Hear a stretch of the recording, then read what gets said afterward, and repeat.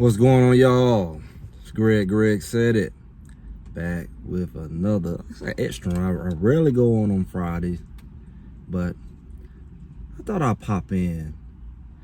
I was thinking about something, and we kind of talk around it on the show when we talk a lot about how Colorado has grown and how they've changed and how people compare them to last year and say they're going to be just as bad. And it's like, where do you get this silly mess from? Nobody, unless you just a super duper silly troll.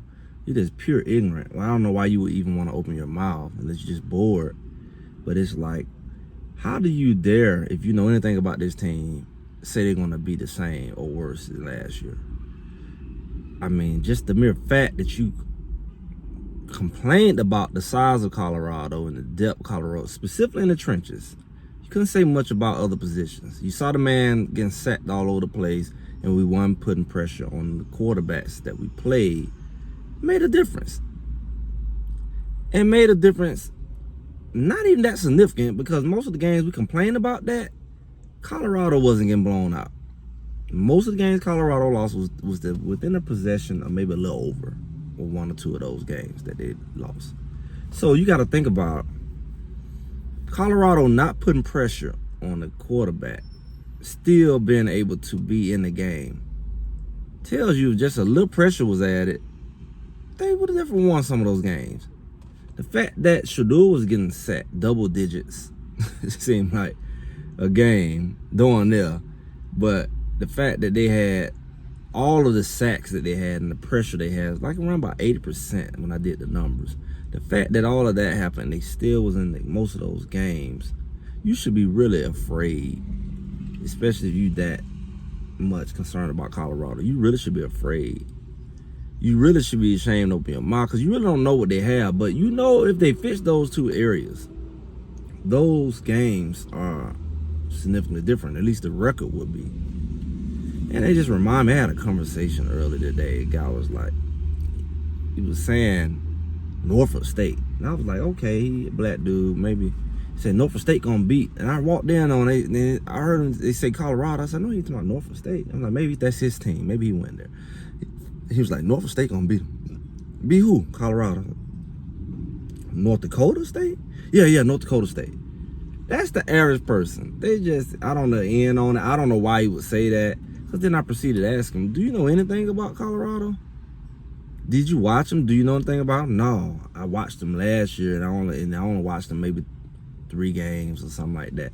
It was like the first game, Colorado State, and like Washington State. So he didn't even really get a full picture of the issues. But yeah, he's like, North Dakota gonna beat him. I'm like, what is that based on? I know a guy who know a guy. When Wentz played that, so they gonna beat him. And I'm like, that's weird, because why do you feel the need to say that? Like, you don't even know the teams. You don't even know neither team. You definitely don't know Colorado. I said, do you know about any changes they made? Do you know any players on their team? He was asking about, was people back that's no longer there? Cooper, Slush, they gone. Asking different questions about Silver. I guess people who he identified last year, but only one of them still there. But I'm like, the trenches is going to be so different. That's where they lost the games at. Everybody pointed that out. Coach Prime pointed it out before the halfway mark in the season. Everybody was talking about, what's going on with Colorado, and I need 7-8 more dogs and all that type of stuff. It was never a secret on what was going on with Colorado. But now that they fixed it, people still talking about stuff from 9-10 months ago, and they haven't even tried to see what's going on in Colorado. And that's what you're saying. Most people are going to be utterly shocked. And the sad thing about it is most people who run their mouth know nothing. Ain't like everything else. Politics, everything else. The people who are the loudest and the boldest don't know nothing. They don't know nothing. They just repeating what they heard. And I don't know what's going on in a person's mind to make them do that. I know sports is supposed to be fun, but it's like, it is some aspect of knowing what you're talking about. Whether you know football or you know the teams that you're talking about, either way, it's some kind of knowledge you have. You just don't blurt things out just to be doing it. Like, I'm sure some people do that, but I would hope that most don't, because when you hear people say this stuff about Colorado, they gotta be foolish. They gotta be straight. Don't have a clue. I call it a clown. You don't have a clue what's going on, do you? For you to say Norfolk State gonna hit them in the mouth, or Norfolk State gonna be the block. Let me tell you something. I was on B Watch yesterday. We do our Thursday live. Y'all should check it out. Make sure you subscribe. You know what's going on. And I was just talking about how I watched the video with Damon Lewis, which is now the line coach, him and Sapp. I said, two of the most vicious D-line. I mean, he wasn't a Hall of Famer, and probably not by far. I don't know. I know Warren Sapp was dominant, and I know they both were dominant in college, and they both played same, position, and pretty much, and they were both at University of Miami. And I saw some clips of him on another content creator, shout out to Cheryl C. Well, Damon Lewis he was his senior year, and they made the comment, he came in as a freshman, they pushed him around. The people he was going against was stronger, more experienced, bigger, right? But then they showed a clip of him his senior year, and he just took a University of Florida lineman and just picked him up and threw him, not pushed him, threw him. He's like, I'm tired of playing with you. Just picked him up and threw him like a child, and then went and made the tackle. I said, that's what that North Dakota State game gonna look like. Y'all gonna look like y'all both supposed to be on the field. Some people gonna believe that, but when you think about people like Shadoze and just how strong they are, and you seen what he did at the University of Texas, and y'all have the nerve to think that North Dakota want to see him, he gonna literally pick some people up and throw them. I expect to see that. He just gonna bull rush. People don't even realize where the problem gonna lie is just, it's gonna be embarrassingly obvious the difference between the trench play. That's what Colorado experienced, and even Colorado's win the game. So you can say, oh, North Dakota be in the game. The problem is they got an elite quarterback and a bunch of elite receivers with them. So it's gonna be hard to just score toe-to-toe with them. And the fact that defense just gonna be vicious and stingy, it's just going to make the game out of reach, more similar to maybe what Nebraska tried to look like last year. That's my expectation, and that's based off of me just knowing matchup and knowing just the level of play from both. You're looking at a talented FCS school who does good what they do at that level, but when they face what I consider at Colorado elite FBS talent, it is just not a good matchup, and it never have been.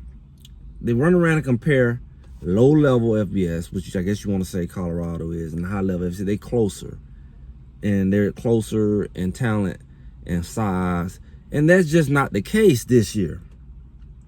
I don't even think it was the case last year, but I think they would have a closer game, of course, like Colorado State snuck in, but Colorado State is not even that.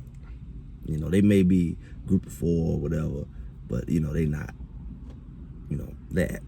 They're not the FCS. So you really got to compare apples to apples. You got to really compare apples to apples. And I don't think people really consider that. They look at all that and they just talk. They don't really know what they're talking about.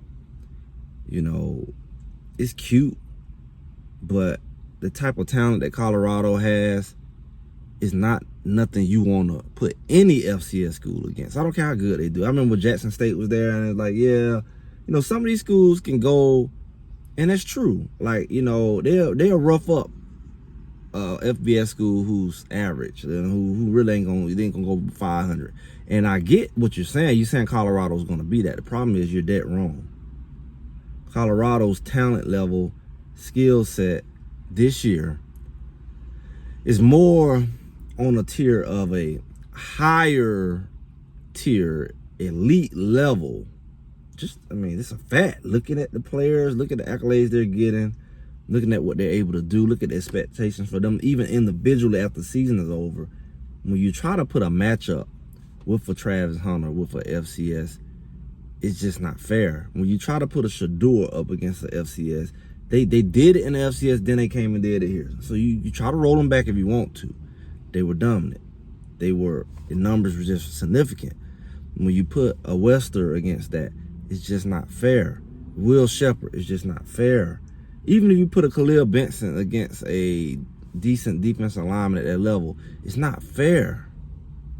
Y'all making it not fair for these kids. And it's not gonna be fun. And you delusional if you think matchup wise.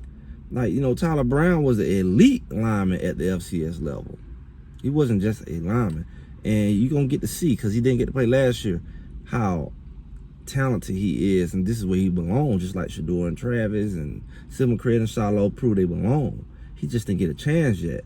Lohart already told you, his coach, that this guy is on the strongest at any level, pro, college, any level he's seen, and you're gonna get a chance to see. And so when you put a guy like that up against somebody who, you know, he better be a super duper all-American, super duper elite guy in front of him to compete on that D-line. You're not gonna put a good guy or average guy in front of him. It's not gonna be a good day for them.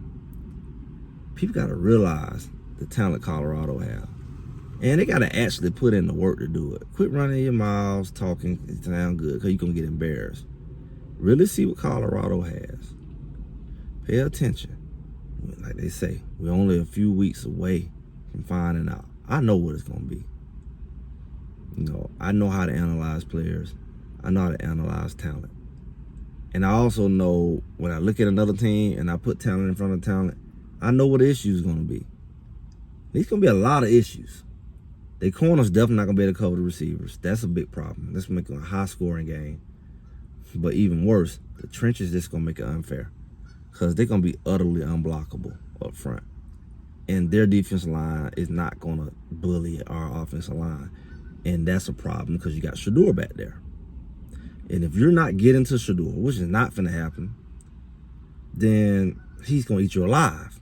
We've seen that. He's gonna score 40 plus anytime you don't put pressure on him.